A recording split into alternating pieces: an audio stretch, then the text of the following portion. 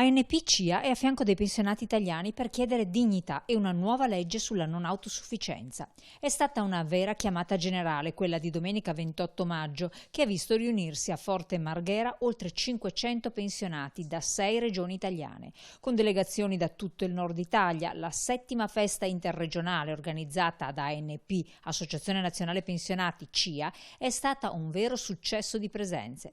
Un momento per fare il punto sulla situazione dei pensionati in Italia. Un numero crescente di persone che per lo più devono fare i conti con ristrettezze economiche e le scarse risposte della politica. Delusione e preoccupazione. Delusione perché nella legge di bilancio approvata a dicembre sono stati previsti modestissimi aumenti. E delusione perché questi aumenti non sono ancora stati concessi. Si tratta di uno spostamento dal 524 euro al mese fino a 571 e per gli ultra 75 anni un qualcosa che arriva a 599,50.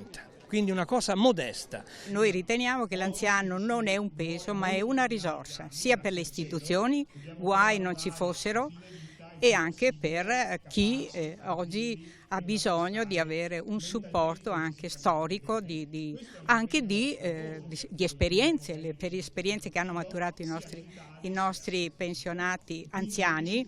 La battaglia dell'Associazione Nazionale Pensionati CIA parte dal garantire l'autonomia economica per tutti i pensionati, ma non è solo una questione di soldi. Serve un servizio sanitario che garantisca l'accesso davvero a tutti. Serve soprattutto una nuova legge sulla non autosufficienza a tutela degli anziani più fragili per evitare il loro isolamento e restituirgli la dignità troppo spesso negata.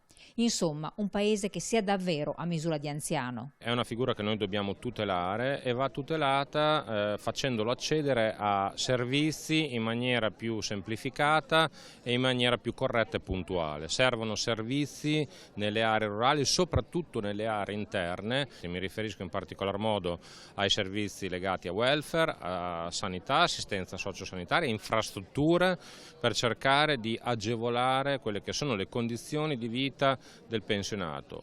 Al convegno Anziano, sì grazie, tenutosi in mattinata, ha partecipato anche Monsignor Vincenzo Paglia, punto di riferimento per i molti anziani che vivono situazioni di solitudine, disagio o marginalizzazione. Il suo contributo per l'istituzione della Commissione per la riforma dell'assistenza sanitaria e sociosanitaria della popolazione anziana, ha detto, serve a dare risposta ai 14 milioni di anziani in Italia. Una grande popolazione che chiede dignità e misure concrete per il proprio benessere, di cui Monsignor Paglia si fa portavoce con le istituzioni. Certo, gli anziani sono sempre esistiti, ma la vecchiaia di massa è di pochi decenni.